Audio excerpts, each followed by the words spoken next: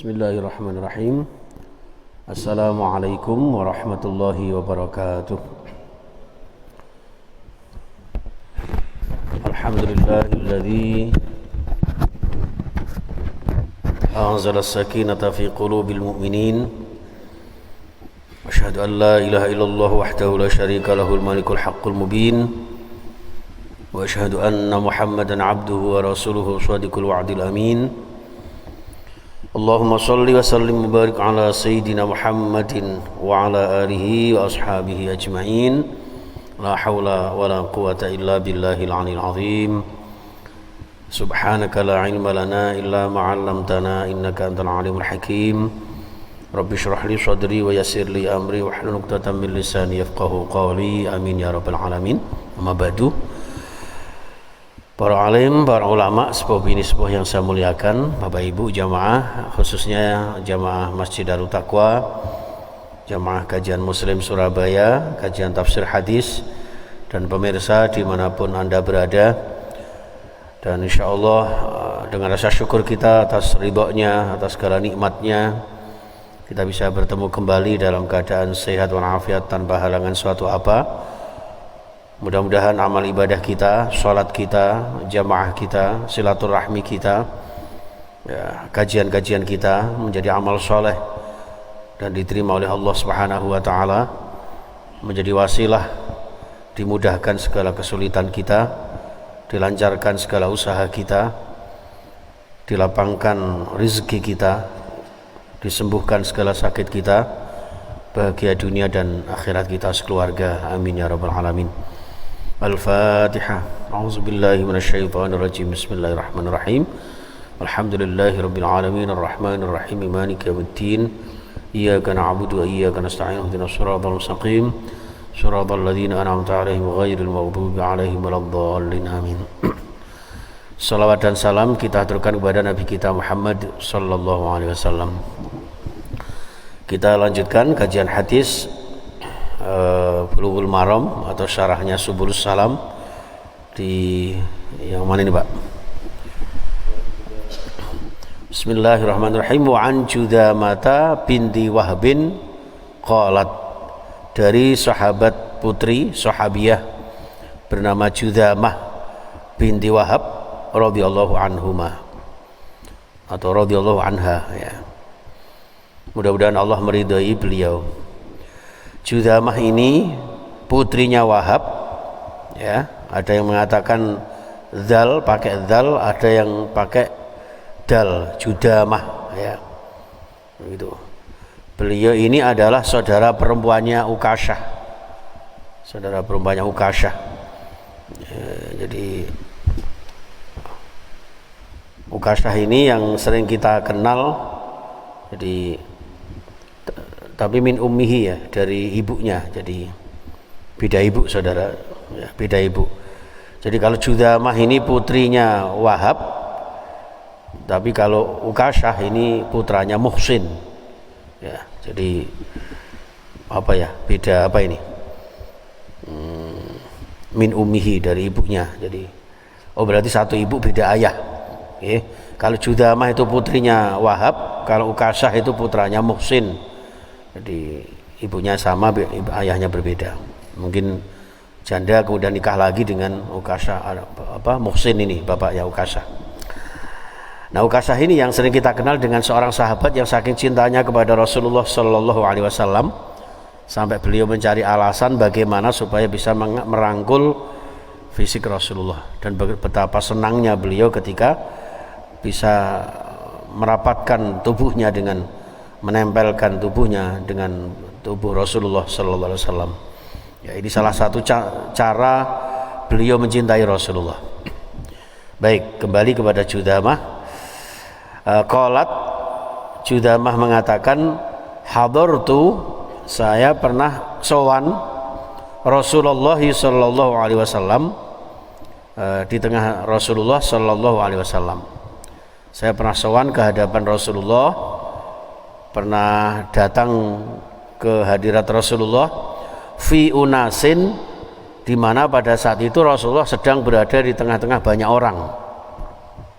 Jadi Ada nas, ada unasun. Ya, unasun itu jamak dari nas atau apa itu muradif ya. Sinonim dari kata annas, manusia. Ini banyak manusia yang banyak.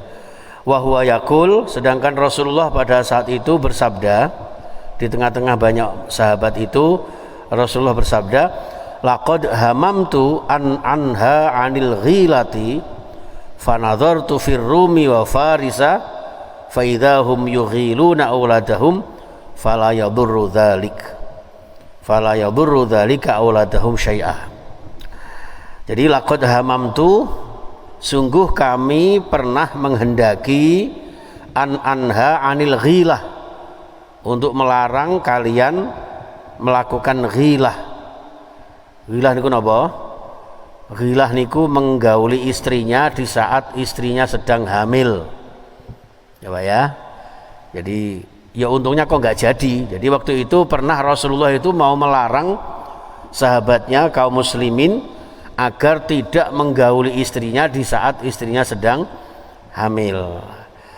Fanadhartu fir rum wa faris, namun ternyata Rasulullah menyaksikan di Rom dan Persia itu faidahum yughiluna auladahum, mereka melakukan jima berhubungan suami istri di saat istrinya hamil itu, fala yadurru dzalika auladahu syai'a, ternyata tidak mengandung madharat sedikit pun terhadap anak-anak yang dikandung oleh istri-istri mereka itu, sehingga Rasulullah tidak jadi melarangnya.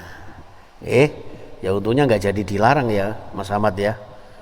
Karena ini dilarang 9 bulan ya apa gak ngempet. Nah, ini Rasulullah kemudian tidak jadi melarang. Artinya kenapa yang dijadikan patokan Romawi dan Persia? Karena Romawi dan Persia ini terkenal di satu sisi adalah bangsa tertua, di sisi yang lain mereka banyak ilmuwan. Jadi artinya ini sabda Rasulullah yang berdasarkan penelitian secara ilmiah, kan begitu. Jadi ternyata secara ilmiah ya, berhubungan suami istri di saat istrinya sedang hamil itu tidak jadi masalah terhadap anak yang dikandungnya. Maka larangan itu tidak jadi dilakukan oleh Rasulullah Sallallahu Alaihi Wasallam. Jadi hebatnya Islam itu di situ jamaah sekalian. Jadi larangan-larangan itu sebetulnya adalah untuk kebaikan umat manusia. Maka kalau dilarang minum-minuman keras itu ya berarti untuk kepentingan manusia, dan sudah terbukti itu. Maka alhamdulillah larangan itu investasi apa ya dicabut ya. Mudah-mudahan bisa istiqomah. Dilarang aja masih banyak orang yang berengkel. Ya, apalagi diizinkan ini. Nauzubillah summa nauzubillah. Ya, sampai ada wakil Ketua Umum Majelis Ulama Indonesia itu menyampaikan, sepertinya bangsa ini kok nggak ada gandolannya gitu, nggak ada pegangannya gitu ya. Wallahu a'lam bishawab. Jadi kita doakan mudah-mudahan para pemimpin kita ya istiqomah di dalam menjaga amanah, amanah rakyat, amanah umat. Jadi tetap di jalan Allah Subhanahu wa taala, tidak menentang aturan-aturan Allah. Itu harapan kita semuanya. Itu ya. Jadi kalau ada masukan-masukan ya tolonglah diterima dengan baik. Tapi ngasih masukannya juga yang baik. Dan kita sudah berusaha kok memberi masukan yang baik ya. Gitu. Soalnya gak ngenten mungkin takutnya di hacker. Jamaah sekalian rahimakumullah. Jadi satu sisi di hadis ini Rasulullah tidak jadi melarang ghilah. Ya. Satu. Yang kedua, ada satu hadis faqala Rasulullah sallallahu alaihi wasallam. Setelah beliau bersabda seperti itu, Rasulullah lalu melanjutkan sabdanya ya tentang pertanyaan para sahabat. Summa sa'aluhu anil azli. Tiba-tiba di antara para sahabat itu bertanya tentang azl. Perso azl ya Pak ya. Azl itu mencabut ngonoan ketika berhubungan suami istri ya, di saat sudah mau keluar dicabut di luar sehingga keluar spermanya di luar. Itu istilah bahasa fikihnya azl, dalam bahasa hadis al-azl ya. Jadi melakukan apa itu mengeluarkan ini di luar ini ya. Ya jenengan pirsa lah ya. Ada ciri-ciri gak paham soal ini. Ya, jadi summa sa'aluhu 'anil azli, mereka tanya tentang azl, faqala Rasulullah sallallahu alaihi wasallam dzalikal waqtul khafiyyu, ternyata azl itu adalah pembunuhan secara terselubung. Waqtul khafi ay al-qatlul khafiyyu, nggih, pembunuhan secara rahasia. Hadis riwayat Muslim. Nah, hadis riwayat Muslim ini nggih terkait dengan azl, Pak ya. Ini dua pendapat sekaligus dua hadis yang kontradiksi. Yang hadis riwayat Muslim ini jelas-jelas melarang. Nggih, melarang untuk melakukan azl. Itu. Kenapa? Dalam satu hadis yang lain riwayatnya adalah bahwa tazawwajul waduda al-waluda fa inni mukasirum bikum al-umam. Nikahilah oleh kalian wanita-wanita yang banyak kasih sayangnya, yang banyak cintanya, juga banyak anaknya. Ini kok bukan berarti nikah kepada janda yang banyak anaknya, enggak. Menikahi seorang wanita yang sekiranya wanita itu subur, bersedia banyak punya anak. Nah, ini bertentangan dengan itu. Sehingga kalau azl berarti kan menutup kemungkinan untuk banyak anak. Ini, itu. Kemudian di satu hadis yang lain, ya, di lanjutannya ini bertentangan sekali. Wa an Abi Sa'id Al-Khudri anna Rasulullah sallallahu alaihi wasallam innali jariyah, saya punya seorang wanita budak perempuan, seorang budak perempuan, ya, a'zilu anha, yang saya gauli tapi kemudian saya lakukan azl. Wa ana akrahu an tahmila, karena saya tidak suka dia hamil. Ya. Nah, wa ana uridu ma yuridur rijal, di sisi yang lain saya ingin melakukan keinginan syahwat seperti laki-laki yang lain. Jadi karepe gampangane ngeten. Kula kepengin seneng-seneng tapi gak kepengin budak perempuan saya ini hamil. Seperti itu karepe. Nah, kemudian wa ana uridu wa innal yahuda tuhaddisu, sedangkan orang Yahudi mengatakan annal azla al maudatus sughra. Kata orang Yahudi, azl itu adalah pembunuhan secara miniatur, ya, secara kecil-kecilan. Nah, kemudian dijawab sama Rasulullah, kadzabat al-yahud. Orang Yahudi itu berbohong. Lau aradallahu ay yakhluqahu mastata'ta an tasrifahu.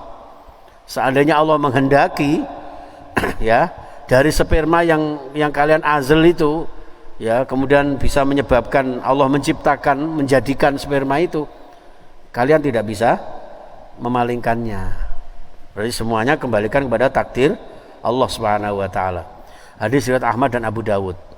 Jadi hadis ini menggambarkan bolehnya melakukan azl. Didukung lagi dengan hadis riwayat Jabir, ya, kunna na'zilu ala ahdi Rasulillah, pernah suatu ketika pada masa Rasulullah saya melakukan azl. Wal Qur'anu yang zilu, padahal Al-Qur'an turun. Artinya di Al-Qur'an itu tidak ada secara redaksional, secara lafziyah yang melarang seorang suami melakukan azl, sehingga dibolehkan. Walau kana syai'an yunha anhu lanahana anhul Qur'an, andaikan azl itu dilarang tentu sudah ada di Al-Qur'an. Ini alasannya seperti itu, Pak. Ini juga muttafaqun alaih, ya, dan dalam riwayat Muslim ditambahi dengan fabalagha dzalika nabiyallahi falam yanhana anhu. Hal semacam ini dilaporkan, disampaikan kepada Rasulullah, ternyata Rasulullah tidak melarangnya. Bahkan pernah sahabat Umar bin Khattab itu lari sekonyong-konyong kepada Rasulullah. Gara-gara apa? Gara-gara malam itu beliau melakukan hubungan suami istri dari belakang, Pak. Dari belakang. Nah, setelah itu diazl, ya. Orang dulu itu takutnya seperti itu, Pak. Urusan ngoten mau sampai ditaklukne Rasulullah, gitu. saking kepengen hukum ini berjalan dengan baik. Ya, sampaikan pada Rasulullah, ya Rasul celaka ya Rasul, saya tadi malam mendatangi istri saya dari belakang dan saya azl. Ternyata sama Rasul didiamkan. Ya. Dan diamnya Rasulullah ini adalah tanda tidak ada perintah tapi tidak ada larangan. Namanya hadis takriri, hadis pengakuan bahwa hal semacam itu tidak ada perintah tapi tidak ada larangan. Maka sesuai dengan firman Allah di Al-Baqarah 225 itu 223, nisaukum harsul lakum fa'tu harsakum anna syi'tum. Jadi wanita kalian, istri-istri kalian adalah sawah ladang buat kalian, silahkan kalian garap dari mana saja, kapan saja Anda mengendakinya. Itu jadi kontroversi ini, sehingga para ulama terutama Ahmad ibnu Hambal, kemudian Imam Al-Bazzar, beliau mengatakan boleh ya untuk kemaslahatan bersama kalau memang itu diridhoi bersama. Dan tapi tidak dianjurkan ketika wanita ini masih menginginkan anak atau keluarga itu menginginkan anak, karena akan memperbanyak keturunan. Keturunan yang solih-solihah tentunya. Jadi kalau memang masih mampu mau untuk tidak azl, usahakan tidak azl. Tapi kalau terpaksa harus azl, maka azlnya itu pun tidak masalah, dibolehkan. Maksudnya seperti itu. Baik jamaah sekalian rahimakumullah, mudah-mudahan sedikit hadis yang kita kaji pagi hari ini bermanfaat dan menginspirasi kita untuk istiqomah ya dengan syariat Allah dan sunnah Rasulullah sallallahu alaihi wasallam. Dan dengan fenomena realita akhir-akhir ini ya Pak ya. Ya termasuk ngeten iki asline pro kontra Pak. Saya sudah banyak yang matur ke saya, yang ngendikan ke saya bahwa bahkan ada seorang kiai, seorang ulama itu yang ketika kula jenengan disuruh bersalaman, lah mosok salamannya pakai tinju atau pakai sikut. Terus ketika kita disuruh meluruskan merapatkan soft, nggak tahu nanti monggo Ustaz Mustafa perlu dipertimbangkan lagi, diperciut atau gimana begitu secara bertahap ya, wallahu alam. Iya, jadi biar ada perkembangan masuk renggang ini kemarin kan 2 meter apa 1,5 meter ya Ustaz ya, 1,5 mungkin diperpendek 1 meter. Wallahu alam. Subhanallah, mudah-mudahan Allah menerima amal-amal ibadah kita, karena juga ngeri loh Pak gitu loh, ngerumpi aja rapet kayak gitu. Coba anak-anak kita itu ya di warung-warung, di warkop-warkop itu tidak ada yang jaga jarak kecuali warungnya di jalan jarak. Ya di masjid-masjid masih kayak senam pagi katanya. Ya wis, kita terima, mudah-mudahan. Jadi tetap Pak Aunur ya, kita selalu konsultasi dengan ahlinya, sekaligus disesuaikan dengan kebijakan yayasan kita. Mudah-mudahan tidak mengurangi amal ibadah kita. Ini Mas Adit juga jauh-jauh ini, Pak Mutakin juga jauh-jauh rawuh ke sini semuanya. Mudah-mudahan diterima oleh Allah Subhanahu wa taala dan dilipat gandakan pahala kita, mengampuni dosa-dosa kita, dan insyaallah mudah-mudahan virus corona segera sirna. Yang penting kita semuanya bahagia dunia sampai akhirat nantinya, amin ya rabbal alamin. Saya kira itu jamaah sekalian, kurang lebihnya mohon maaf. Kita akhiri, subhanakallahumma wa bihamdika asyhadu an la ilaha illa anta astaghfiruka wa atubu ilaik. Assalamualaikum warahmatullahi wabarakatuh.